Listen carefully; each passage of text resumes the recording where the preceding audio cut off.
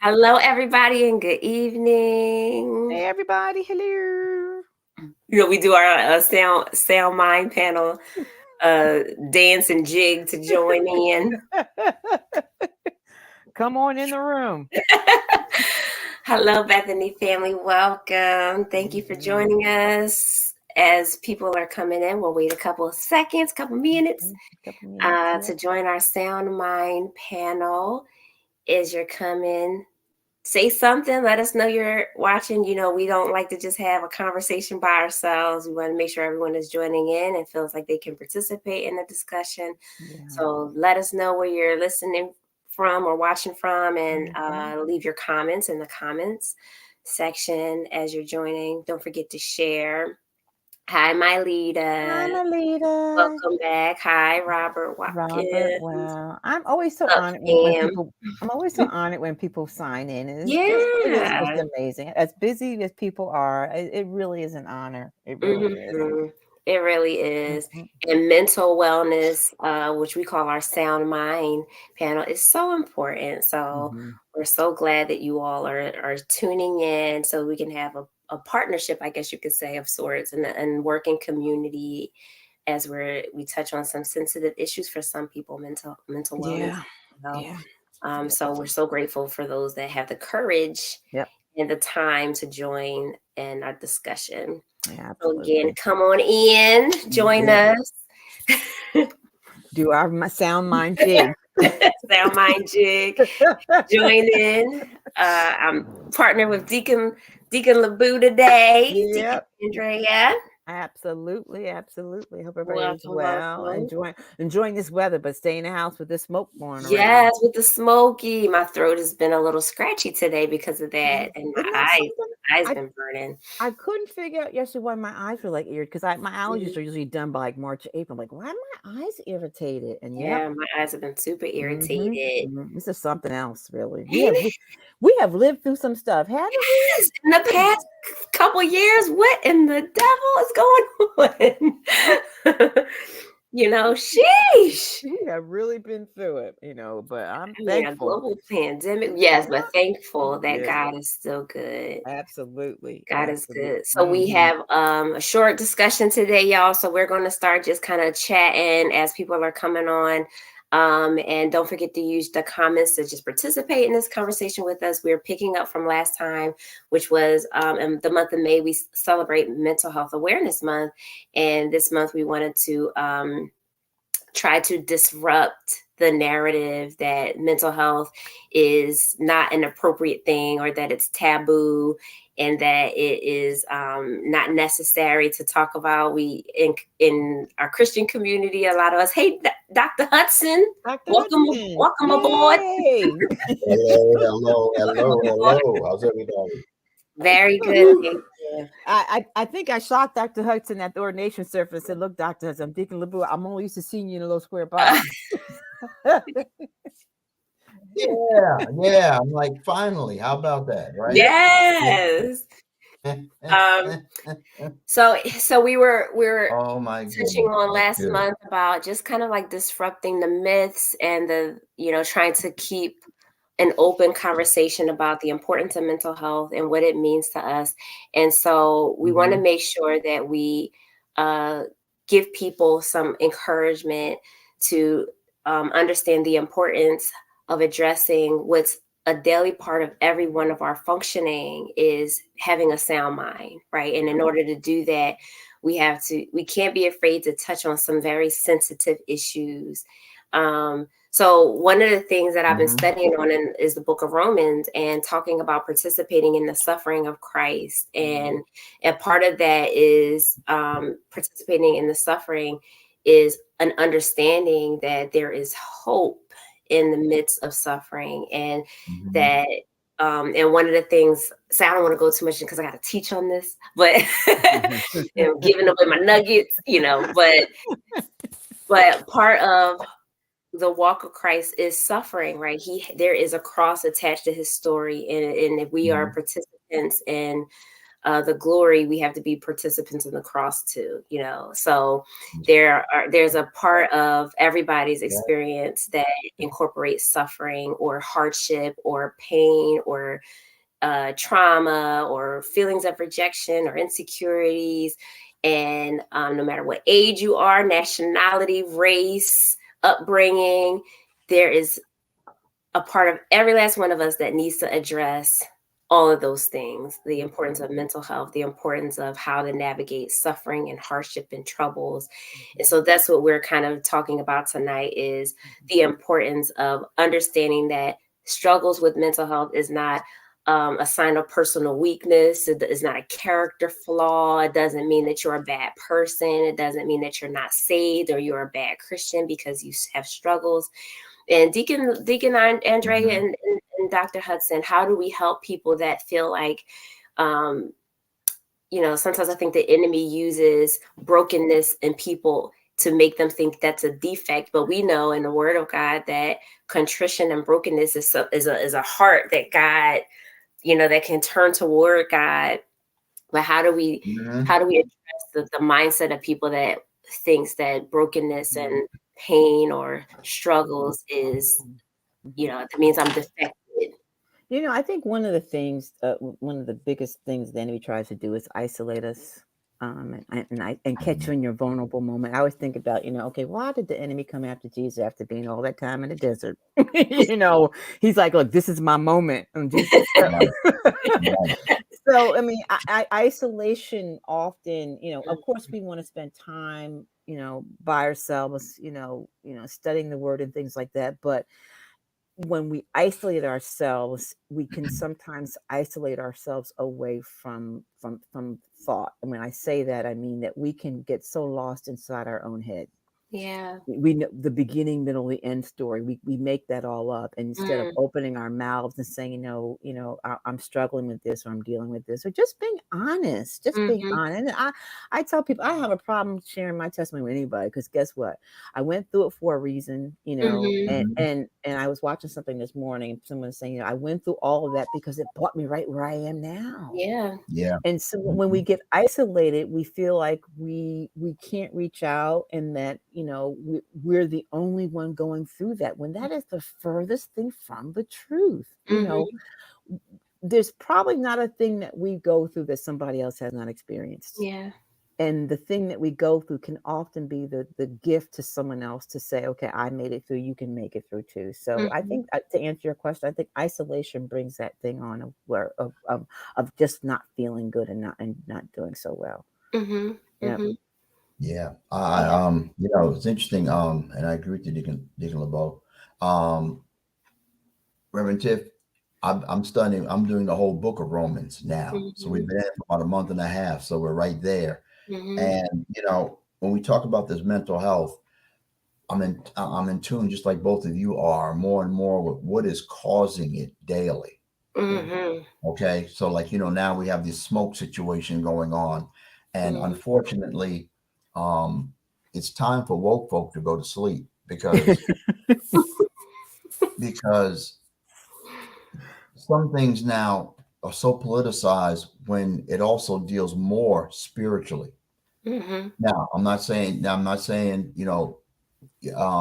you're not saved, if you're saved, you don't have mental health issue. No, you can. But I'm saying, no, you said it, Reverend Tip, before, about the things that we embrace. The church loves brokenness, gospel songs. I love gospel, but they're built on tragedy. Yeah, for sure. I'm climbing up the rough side of the mountain. Yes. Troubles and pains will soon be over. This and that. Whereas the hymns are built on relationship. What a friend we have in Jesus.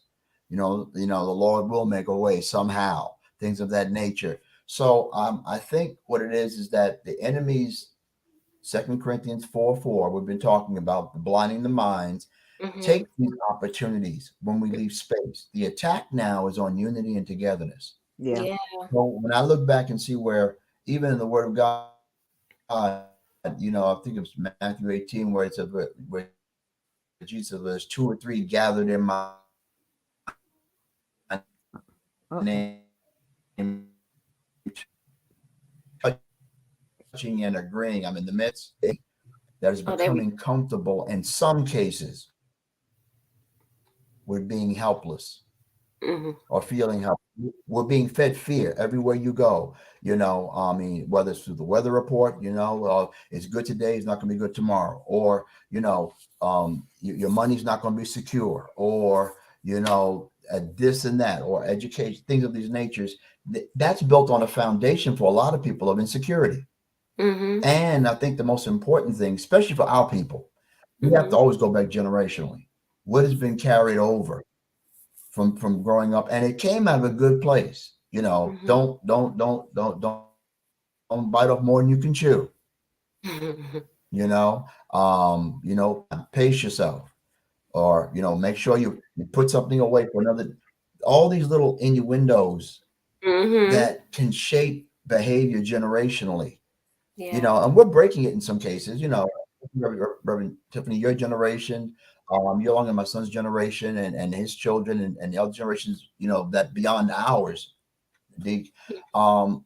You're breaking that thing, but yet you have your own challenges, which adds to mental health issues and circumstances.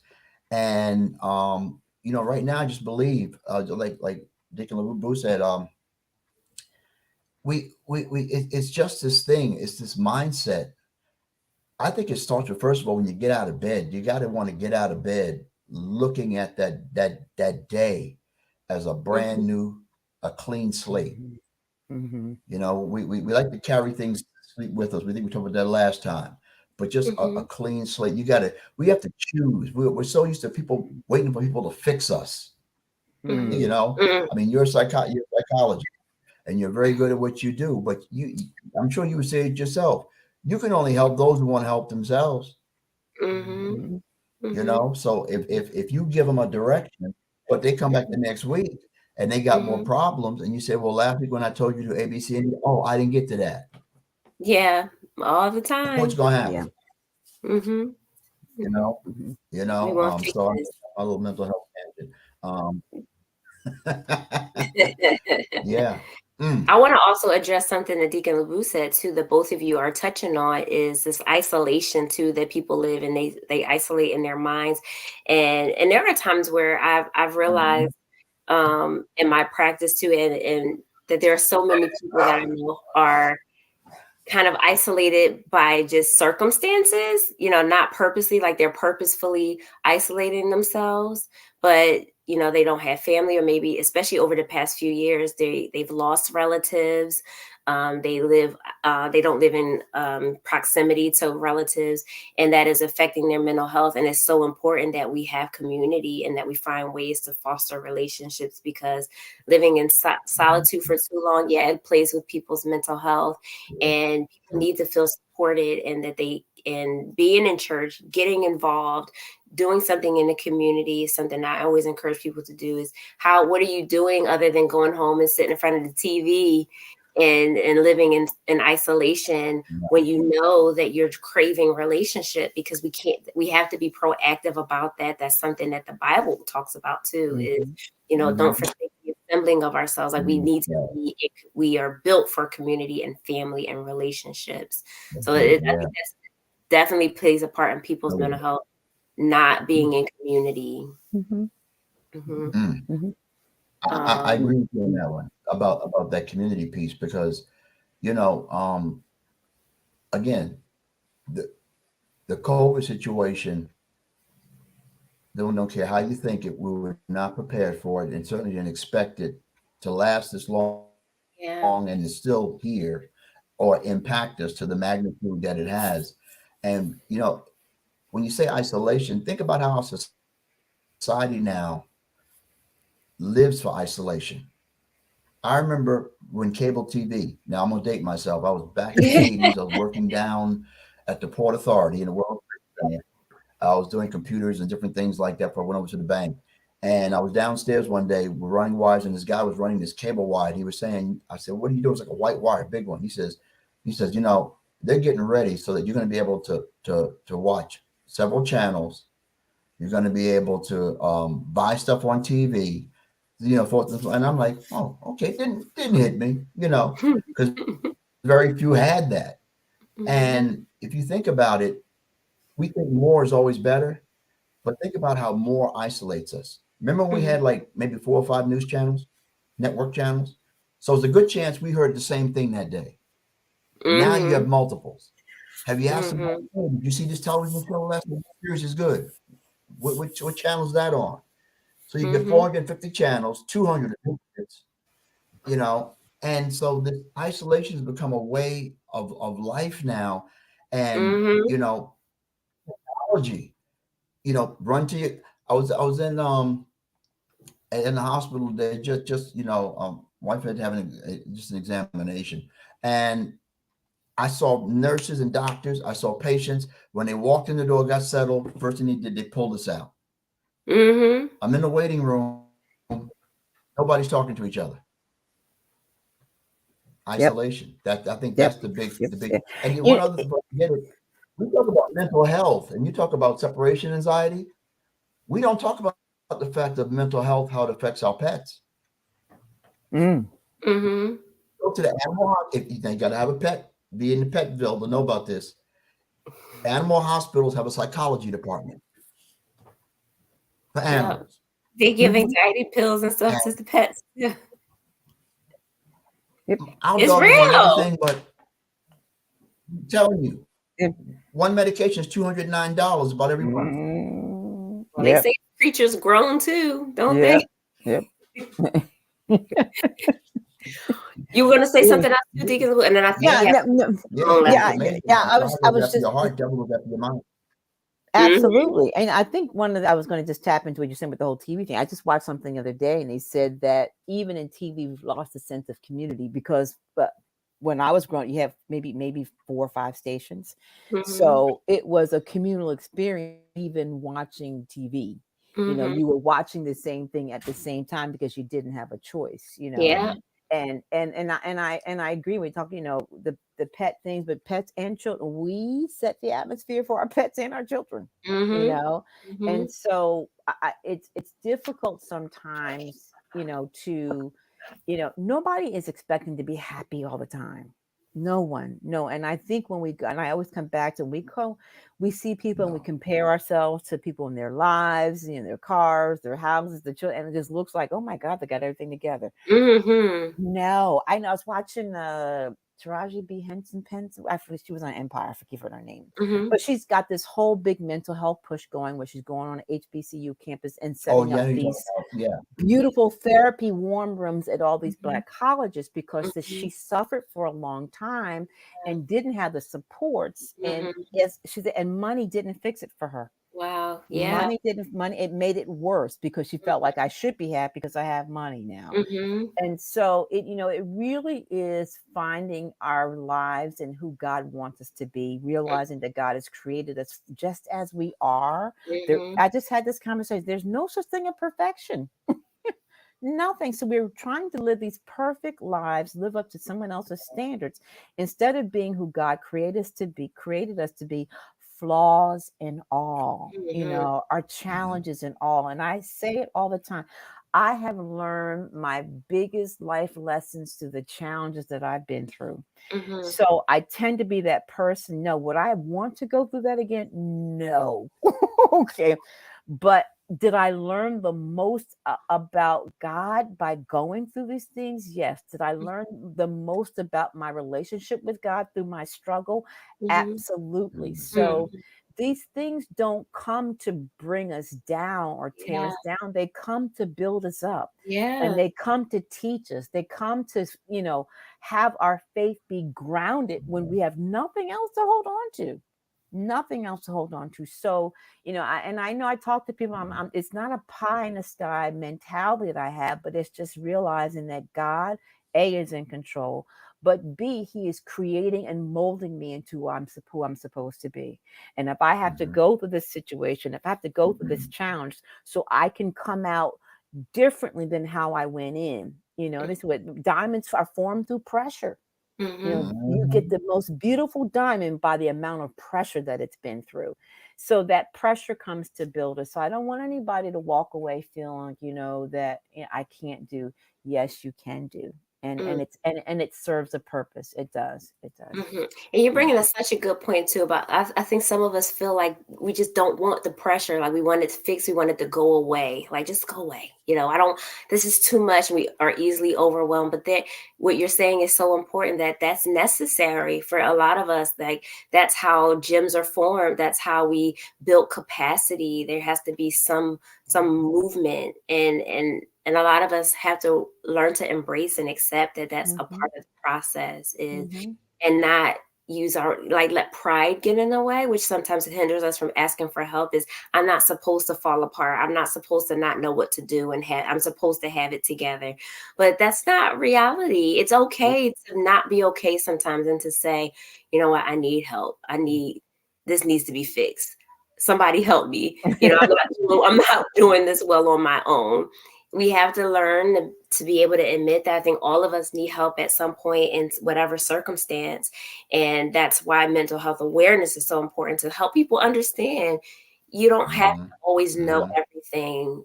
That's why community is so important, because someone like us sitting here today knows something that the other doesn't, or has experienced that the other person doesn't. And if we can embrace that, we can move forward. I don't want to miss, there was a question. Deacon Hans, I might pass this to you. My relative is battling with demonic forces. Can you suggest, I think that is, of someone to lay hands on him, because now he's afraid and wants to stop? Do you think that's the best solution you have? How do you typically handle that, Pastor? Well, you're asking me that question. Okay. Okay. Well, first, I missed that. Okay. Yup. All right, Lord help us. I think the first thing is this young lady, is she already attached to a church, maybe your church, another church already? I'm not sure. That's the first thing. Okay, that's one of the first things that's important. If so, I think that's an area to get his or her pastor involved in. Yeah. Okay, you don't just want anybody, just coming and laying out. They can say I'm a reverend, I'm a this. I'm not denying that, but touching, is so impactful. First thing they do is, when a child is born, they put the baby in the mother's arms to start immediate bonding. So you don't want to, out of your love, we don't want it to work out of desperation. So that's the first thing. If you're not connected with a church family or in that regard, I think the best thing to probably do is maybe to have an offline question. Maybe, Reverend Tip, we can direct it so we can get the proper help through the guidance of Bishop or those who he has in charge in those areas. I know Bethany has a tremendous support team. So to this young lady, I would encourage you probably to do that after the broadcast. So leave your name, leave your number. They will need some more information to be able to get a better understanding, and along with prayer, be able to direct you in the way you should go. So that's what I would recommend. But I would encourage anyone, we have a lot of people that really want change, and they want to lay hands on. Got to be careful with that. Yeah, got to be very, very careful with that. So I think do that first. If you have a pastor already, if the person you're talking about is a part of that church, even if they're not, and I know they can direct you in the right way. Okay, I'm not skating the question, but I just want to put you in the right hands. And right now, I know, I would not be the right hands because of distance and unfamiliarity. I think that's the perfect solution. I hope that someone finds that helpful. We take those things very seriously. We want to make sure that you're getting the right help in the right direction. So our church does have a counseling center as well. But I do, for what you're asking for, suggest talking to, like Deacon Hudson said, your leadership, or reaching out to the church and having a discussion with Bishop and letting them give more guidance in that area. I think that's well said. And we hope that you find that helpful. And if I could just add something to that, don't fall into the trap of embarrassment about that. You're right. It can feel embarrassing to talk about these type of issues, whether it be you or with a loved one. when we talk about mental wellness and mental illness, it is an illness, and sometimes there may need to be some medication involved. Then involved, and I tell people, if you have a broken arm, you go get it reset and put a cast on. Yeah. Same thing with mental illness. If there really is a chemical or mental illness that can be treated with or supplemented with medication, it's okay. And there's nothing to be embarrassed about with that. You do the person more harm by trying to save face than actually getting them the help that they actually physically need and physically and mentally need. Yep. Absolutely. And to your point, which segues into what our next kind of point is, the consequences of not doing those things, and of not being self-aware and not being attuned to your needs and not reaching out to help or support in the way that's instructed, and what happens when people don't do that, So a lot of times we're absolutely surprised when people do drastic things like try and commit self-harm or any of those types of behaviors or suicidal gestures. And a lot of the question is, why didn't they ask for help? Why? How did we not know? No one recognized, no one saw the warning signs. And when help is available, we have to put pride aside. We can't be ashamed of embarrassed. We can't try to handle things on our own. We have to reach out because people's mental health is important, and we don't want to make light of that, and the consequences of not doing what we know is we can do. Help is available. Yeah, and we've come too far as a community and a society. It's a church family. In the old days, it'd be, that was just a special uncle or the special aunt. During the barbecue, you knew to stay away from them, or not trigger them too much. Or they say, oh, just take a pill, you'll be fine. We've come too far with that for that. There's no shame in it, and I agree with you, Reverend T.